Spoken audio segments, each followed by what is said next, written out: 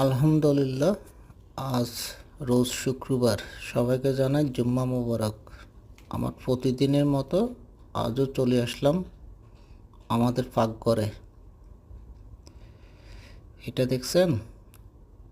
এটা অনেকে চিনে। হায় হায়, পড়ে গেল। ওইদিকে আম্মা হয়তো টেবিলে বসে আছে। আজকে আম্মা নিজ হাতে বুনা খিচুড়ি করলো।